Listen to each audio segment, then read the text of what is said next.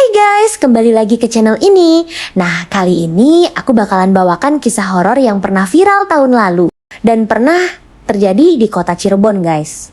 Nah, kisahnya ini itu termasuk kisah nyata. Dan pasti kalian tahu lah tentang judul video ini, yaitu hilangnya Vina. Nah, ini tuh guys pernah viral sekitar tahun 2023 sampai tahun 2024 kalau nggak salah guys. Dan disclaimer dulu, Vina adalah siswi SMK di Cirebon yang dikenal pendiam dan jarang keluar malam. Pada hari kejadian, sekitar jam 22:30 WIB, Vina pamit kepada keluarganya untuk bertemu seorang teman. Tidak ada firasat aneh, tidak ada pertengkaran, dan tidak ada rencana pulang larut. Vina berjalan keluar rumah seperti biasanya, membawa ponsel dan tas kecil, tanpa tahu bahwa malam itu menjadi terakhir kalinya ia terlihat oleh keluarganya. Oke, seperti apa kisah selengkapnya? Langsung tonton sampai habis.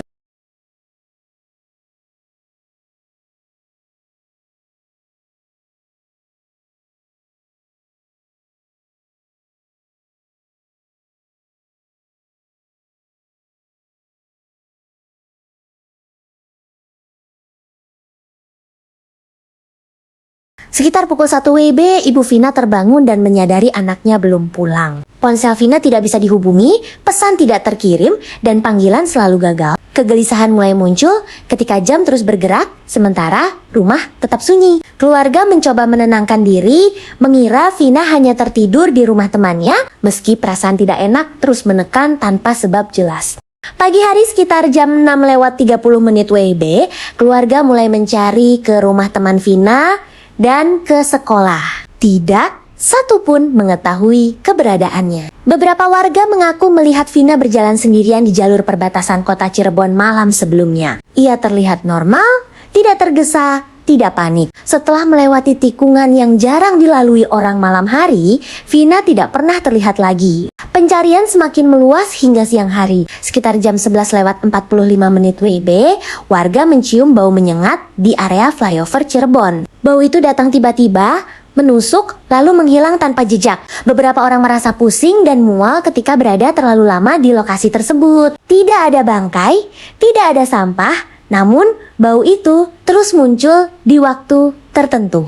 Malam pertama setelah hilangnya Vina, seorang pengendara motor melihat sosok perempuan berdiri di pinggir jalan sekitar jam 23:40 WIB. Sosok itu mengenakan pakaian yang mirip dengan ciri terakhir Vina. Tubuhnya diam, kepalanya sedikit tertunduk. Ketika pengendara mendekat, sosok itu menghilang begitu saja, tanpa suara, tanpa jejak langkah di aspal. Kejadian itu tidak dianggap serius hingga malam berikutnya. Kali ini seorang warga melihat perempuan duduk di tikungan gelap sekitar jam 23:55 WIB. Posisi duduknya tidak wajar, seolah kelelahan. Saat dipanggil, tidak ada respons. Ketika didekati, suasana mendadak sunyi dan sosok itu lenyap, menyisakan rasa dingin yang bertahan lama di tubuh saksi. Di rumah Vina, hal-hal ganjil mulai terjadi. Setiap pukul 0 WIB, lampu kamar Vina menyala sendiri. Aklar dalam kondisi mati. Kejadian ini berlangsung beberapa malam berturut-turut. Keluarga memeriksa instalasi listrik, namun tidak ditemukan kerusakan. Seolah ada sesuatu yang sengaja ingin menunjukkan keberadaannya melalui kamar tersebut. BTW guys, kalau cerita ini belum 100% benar karena aku buat cerita ini pakai AI.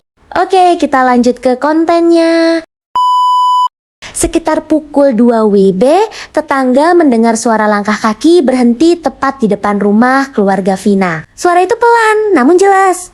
Pintu diketuk 1 kali. Saat pintu dibuka, halaman kosong, yang tertinggal hanya bau aneh yang sama seperti yang sering tercium di area flyover, membuat bulu kuduk berdiri tanpa alasan. Hari ketiga, pencarian, seorang relawan merasakan pusing hebat saat melewati Cirebon Timur sekitar jam 14:20 WIB. Ponselnya menunjukkan arah kompas berputar tidak normal. Beberapa relawan lain mengalami hal serupa. Lokasi tersebut kemudian disebut warga sebagai titik sunyi, tempat orang sering merasa tidak nyaman meski tidak melihat apapun secara langsung. Malamnya, seorang sopir angkot mengaku melihat Vina duduk di bangku belakang kendaraannya sekitar jam 22:50 WIB. Wajahnya pucat, matanya kosong, dan tubuhnya diam. Sopir tidak berani menegur. Saat sampai di pemberhentian terakhir dan menoleh ke belakang, bangku itu kosong, sementara pintu angkot masih terkunci rapat. Cerita tentang penampakan mulai menyebar luas. Seorang penjaga malam bermimpi didatangi Vina. Dalam mimpi itu, Vina berdiri di pinggir jalan Cirebon, menatap kosong, lalu menunjuk ke arah tertentu. Mimpi tersebut terasa sangat nyata dan terulang selama 3 malam berturut-turut, selalu sekitar pukul 3 WIB, hingga penjaga malam itu jatuh sakit. Warga mulai mengaitkan kejadian ini dengan sesuatu yang belum selesai. Setiap malam Jumat, beberapa orang melihat sosok perempuan berdiri di persimpangan jalan tepat di bawah lampu merah. Sosok itu tidak bergerak meski kendaraan melintas. Saat lampu berubah hijau, sosok tersebut perlahan memudar, seolah larut bersama cahaya. Foto Vina di rumah sering berpindah posisi sendiri, kadang miring, kadang jatuh ke lantai. Ketika dikembalikan, keesokan harinya berubah lagi. Keluarga merasa tertekan, bukan karena ketakutan, tetapi karena perasaan bahwa Vina masih berada di sekitar mereka. Mencoba menyampaikan sesuatu tanpa suara. Seorang ustaz yang dimintai bantuan mengatakan ada energi kuat di jalur terakhir Vina terlihat. Setelah doa dibacakan, malam itu sekitar jam 0:40 WIB, terdengar suara tangisan pelan dari arah luar rumah. Ketika dicek, halaman kosong. Lampu jalan berkedip beberapa kali sebelum kembali normal. Minggu kedua, aktivitas malam warga mulai berkurang. Warung tutup lebih awal. Orang-orang mengaku merasa diikuti saat melewati jalur tersebut. Perasaan itu muncul tiba-tiba, seperti ada langkah yang selalu berada tepat di belakang, namun menghilang saat mencapai area ramai. Seorang remaja mengalami kejadian aneh di bawah flyover sekitar jam 21:50 WIB. Ia mendengar langkah kaki mengikutinya. Setiap kali ia berhenti, langkah itu ikut berhenti. Saat menoleh, tidak ada siapapun. Namun di kaca spion motornya terlihat bayangan perempuan sesaat. Pedagang kaki lima melaporkan gerobaknya sering bergeser sendiri setiap jam 0:30 WIB. Di aspal kering muncul bekas telapak kaki basah yang mengarah ke jalur terakhir Vina berjalan. Jejak itu berhenti mendadak, seolah pemiliknya menghilang begitu saja. Anak-anak kos di sekitar lokasi sering mendengar suara perempuan menangis sekitar jam 2:10 WIB. Suara itu tidak jelas asalnya, seolah datang dari berbagai arah. Beberapa dari mereka mengalami mimpi yang sama, melihat Vina berdiri diam dengan wajah kosong. Suatu malam, listrik satu blok padam tepat pukul 23 WIB. Hanya rumah Vina yang tetap terang. Dari dalam rumah terdengar ketukan pintu 3 kali. Padahal seluruh anggota keluarga sedang berkumpul di satu ruangan tanpa ada yang bergerak. Seorang relawan terakhir merasa kakinya berat saat melewati rel sekitar jam 1:40 WIB. Di depannya terlihat siluet perempuan membelakangi. Saat dipanggil, sosok itu menghilang dan tubuh relawan tersebut langsung lemas. Disclaimer, jika kalian nggak tahu siluet adalah gambar atau bayangan hitam yang dihasilkan oleh objek yang diterangi dari belakang, sehingga hanya garis-garis luar objek yang terlihat. Siluet sering digunakan dalam fotografi dan seni untuk menciptakan efek dramatis atau misterius. Oke, kita lanjut ke ceritanya. Seorang relawan terakhir merasa kakinya berat saat melewati rel sekitar jam 1:40 WIB. Di depannya terlihat siluet perempuan membelakangi. Saat dipanggil, sosok itu menghilang dan tubuh relawan tersebut langsung lemas. Seorang ojek online mendapat order fiktif sekitar jam 22:20 WIB di lokasi sepi. Di bangku belakang, motornya terasa berat, seolah ada yang duduk. Rasa itu baru hilang saat ia mencapai jalan yang ramai kendaraan. Warga tua percaya arwah orang yang hilang tanpa kejelasan akan berkeliling di tempat terakhir ia berharap pulang. Bunga dan lilin mulai diletakkan di pinggir jalan. Jalur terakhir Vina terlihat sebagai bentuk penghormatan dan doa. Sebuah rekaman ponsel warga menangkap bayangan perempuan berdiri di tengah jalan sekitar jam 0:05 WIB. Rekaman itu buram, namun cirinya sangat mirip dengan Vina. Video tersebut hanya beredar singkat sebelum dihapus karena dianggap terlalu mengganggu. Jika kalian ingin melihat videonya, ini dia videonya. Videonya itu dirilis tahun 2024. Ini dia videonya. Anjing. Nyotengnya di mana anjing?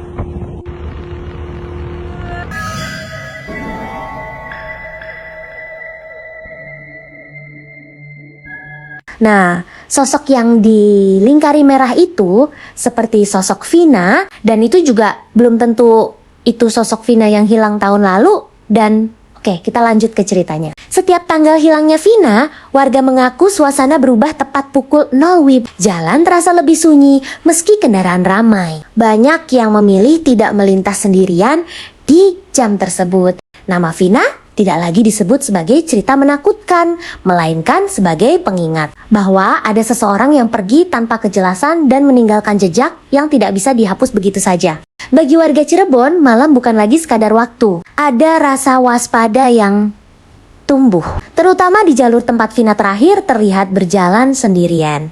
Kisah ini terus diwariskan dari mulut ke mulut, bercampur antara fakta, kesaksian, dan pengalaman gaib yang sulit dijelaskan secara logika. Hingga kini, banyak yang percaya di jalan itu masih ada langkah pelan yang berjalan tanpa suara, bukan untuk menakuti, melainkan menunggu untuk ditemukan. Atau setidaknya diingat bahwa Vina pernah ada, pernah hilang, dan belum benar-benar pulang.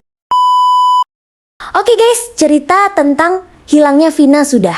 Dan sekarang kasus ditemukannya Vina. Oke, seperti apa kisah selanjutnya? Kita langsung masuk aja ke videonya.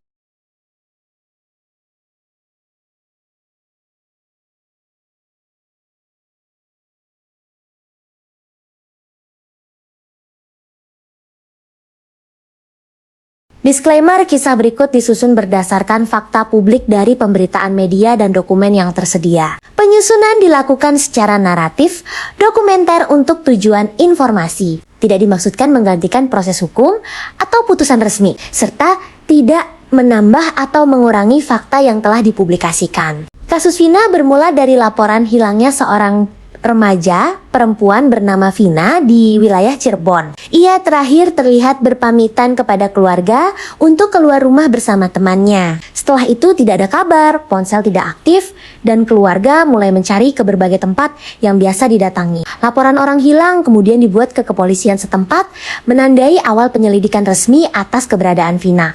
Pencarian dilakukan oleh keluarga, warga sekitar, dan aparat dengan menyisir area permukiman serta jalur yang diduga dilewati Vina. Informasi dikumpulkan dari saksi yang sempat melihatnya pada hari yang sama. Waktu berlalu tanpa hasil, membuat kekhawatiran meningkat. Aparat kemudian memperluas penyelidikan dengan menelusuri komunikasi terakhir dan pergerakan korban sebelum dinyatakan hilang. Beberapa hari setelah laporan, aparat menerima petunjuk yang mengarah ke lokasi tertentu di wilayah Cirebon. Petunjuk tersebut berasal dari hasil pengembangan keterangan saksi dan penelusuran lapangan. Area itu kemudian diamankan untuk dilakukan pemeriksaan lebih lanjut. Proses ini dilakukan sesuai prosedur dengan melibatkan petugas berwenang guna memastikan setiap temuan tercatat resmi. Di lokasi tersebut, aparat menemukan jasad perempuan yang kemudian diduga kuat adalah Vina. Identifikasi awal dilakukan berdasarkan ciri fisik dan barang yang ditemukan. Keluarga dipanggil untuk proses pengenalan lebih lanjut. Temuan ini mengakhiri status orang hilang, namun sekaligus membuka tahap baru penyelidikan terkait penyebab kematian dan pihak yang bertanggung jawab. Setelah proses identifikasi, aparat memastikan bahwa jasad yang ditemukan adalah Vina. Kepastian ini disampaikan kepada keluarga secara resmi. Selanjutnya, dilakukan pemeriksaan lanjutan untuk mengetahui kondisi korban. Hasil awal menunjukkan adanya dugaan tindak kekerasan, sehingga kasus dinaikkan menjadi penyelidikan pidana dengan fokus mengungkap kronologi kejadian. Kepolisian membentuk tim khusus untuk menangani perkara tersebut. Pengumpulan barang bukti dilakukan di lokasi penemuan dan tempat lain yang terkait. Saksi-saksi kembali dimintai keterangan untuk memperjelas rangkaian peristiwa sebelum dan sesudah korban hilang. Langkah ini bertujuan menyusun kronologi yang utuh berdasarkan fakta yang dapat diverifikasi. Hasil pemeriksaan sementara mengarahkan penyelidikan pada dugaan keterlibatan sejumlah pihak. Aparat menelusuri hubungan korban dengan orang-orang di sekitarnya serta aktivitas pada hari kejadian. Setiap informasi diuji melalui klarifikasi silang agar tidak terjadi kesimpulan prematur. Proses hukum dijalankan dengan prinsip praduga tak bersalah. Perkembangan kasus kemudian disampaikan kepada publik melalui keterangan resmi kepolisian. Informasi yang dibuka terbatas pada hal-hal yang telah dipastikan untuk menjaga integritas penyelidikan. Perhatian masyarakat meningkat karena kasus ini menyangkut korban remaja. Aparat menegaskan komitmen untuk menuntaskan perkara sesuai aturan hukum yang berlaku. Seiring berjalannya waktu, penyelidikan mengarah pada penetapan tersangka. Penetapan ini didasarkan pada alat bukti yang dinilai cukup menurut hukum. Proses penangkapan dan pemeriksaan dilakukan sesuai prosedur. Pihak kepolisian menyatakan bahwa setiap langkah diambil berdasarkan hasil penyelidikan, bukan tekanan opini publik. Kasus Vina kemudian memasuki tahap hukum berikutnya dengan berkas perkara yang disiapkan untuk proses lebih lanjut. Keluarga korban mendapatkan pendampingan selama proses berjalan. Aparat menegaskan bahwa penanganan kasus ini bertujuan memberikan keadilan serta kepastian hukum, sekaligus menjadi pengingat pentingnya perlindungan terhadap keselamatan remaja. Dalam proses persidangan, fakta-fakta yang dikumpulkan selama penyelidikan dipaparkan secara terbuka. Jaksa menghadirkan saksi, barang bukti, serta hasil pemeriksaan untuk menguatkan dakwaan. Setiap keterangan dicatat dalam berita acara sidang. Proses ini menjadi tahap penting untuk menguji kebenaran temuan penyidik melalui mekanisme hukum yang berlaku. Pihak terdakwa diberikan kesempatan menyampaikan pembelaan sesuai haknya. Pengadilan mendengarkan seluruh keterangan secara berimbang sebelum mengambil kesimpulan. Perhatian publik terus mengikuti jalannya perkara karena kasus ini telah menyita perhatian luas. Meski demikian, hakim menegaskan bahwa putusan hanya didasarkan pada fakta persidangan.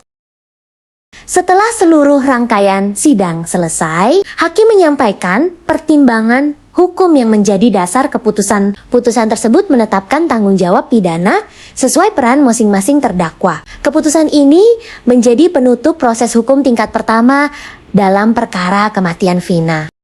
Setelah putusan dibacakan, pihak-pihak terkait memiliki hak menempuh upaya hukum lanjutan sesuai aturan. Proses banding atau langkah hukum lain menjadi bagian dari sistem peradilan. Aparat memastikan bahwa seluruh tahapan berjalan sesuai prosedur dan tetap mengedepankan kepastian hukum bagi semua pihak. Kasus Vina kemudian tercatat sebagai salah satu perkara pidana yang mendapat perhatian besar dari masyarakat. Pemberitaan media mengulas proses sejak laporan orang hilang hingga putusan pengadilan. Aparat mengimbau publik untuk menyaring informasi dan merujuk pada sumber resmi agar tidak terjadi kesalahpahaman.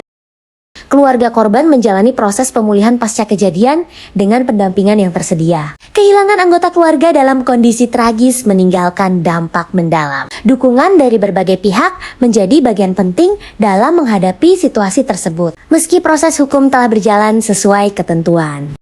Dari sisi penegakan hukum, kasus ini menjadi evaluasi terhadap mekanisme perlindungan dan respons atas laporan orang hilang. Aparat menegaskan pentingnya pelaporan cepat dan kerjasama masyarakat dalam membantu proses pencarian. Setiap menit awal dinilai krusial dalam upaya menemukan korban.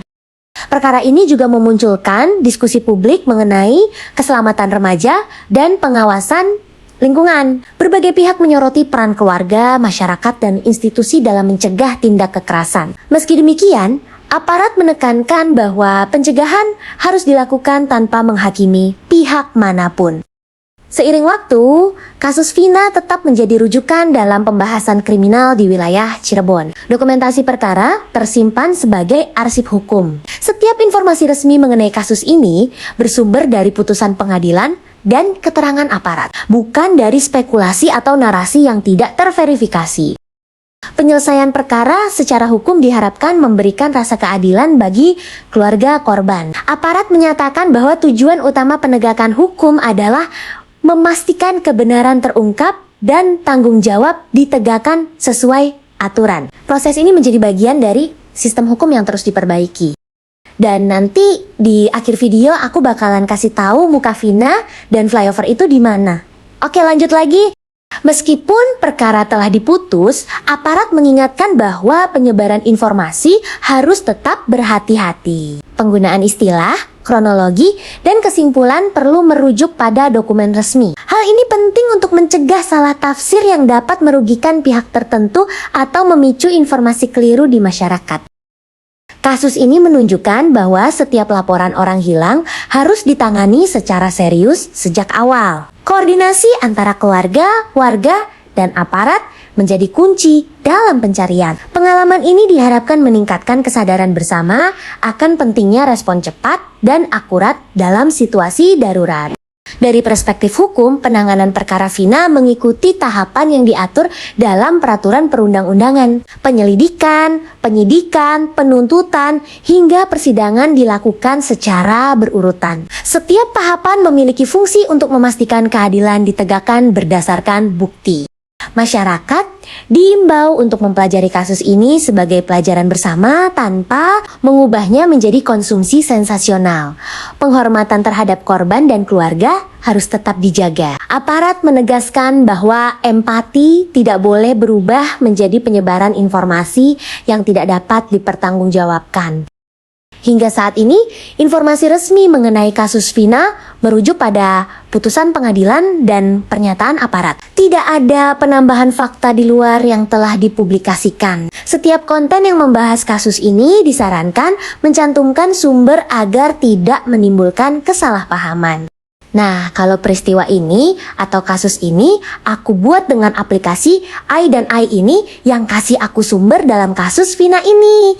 Peristiwa ini menjadi pengingat bahwa keamanan lingkungan merupakan tanggung jawab bersama. Komunikasi antar warga dan kepedulian sosial berperan penting dalam mencegah terjadinya kejahatan. Aparat menyatakan bahwa partisipasi masyarakat sangat membantu dalam upaya penegakan hukum. Kasus Vina juga menyoroti dampak psikologis dari tindak kekerasan terhadap korban dan keluarga. Penanganan pasca kejadian membutuhkan perhatian jangka panjang, dukungan sosial, dan akses pendampingan menjadi bagian penting dalam proses pemulihan. Dalam catatan hukum, perkara ini diselesaikan melalui mekanisme peradilan yang berlaku di Indonesia. Setiap putusan menjadi preseden yang dapat dipelajari untuk meningkatkan kualitas penanganan kasus serupa di masa mendatang. Evaluasi terus dilakukan oleh institusi terkait. Penyajian ulang kasus ini dalam bentuk narasi dokumenter bertujuan memberikan pemahaman kronologis kepada publik. Penyusunan dilakukan tanpa mengubah fakta yang telah ditetapkan. Pendekatan ini diharapkan membantu masyarakat memahami proses hukum secara lebih jelas. Kasus Vina berakhir sebagai perkara hukum yang telah diproses sesuai aturan. Ingatan publik terhadap peristiwa ini diharapkan menjadi dorongan untuk meningkatkan kepedulian terhadap keselamatan dan keadilan. Penghormatan terhadap korban menjadi bagian penting dalam setiap pembahasan. Dan cerita tentang kasus ini pun selesai, dan apakah Vina ditemukan? Yuk kita bahas lagi.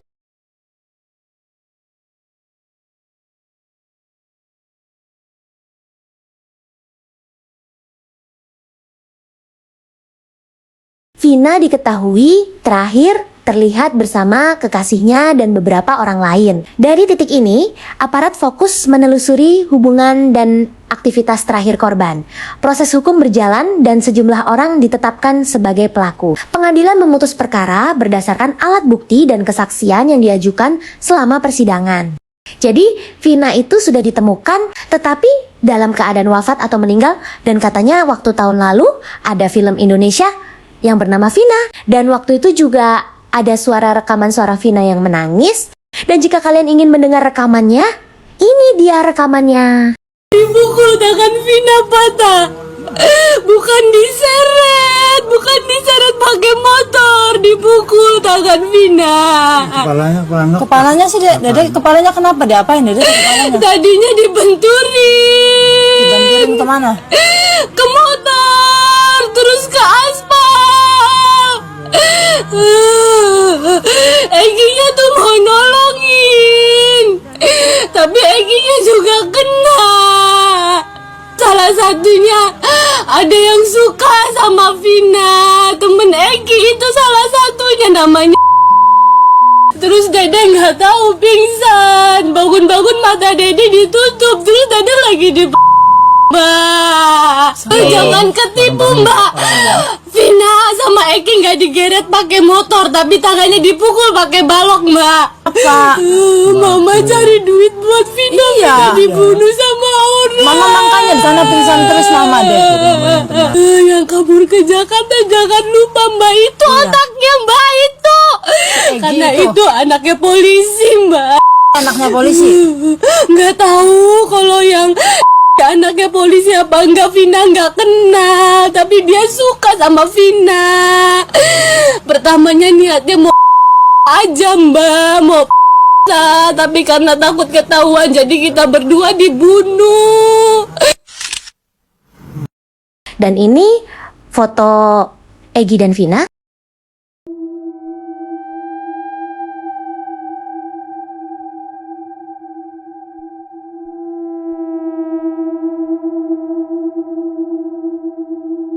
Dan inilah flyover Cirebon.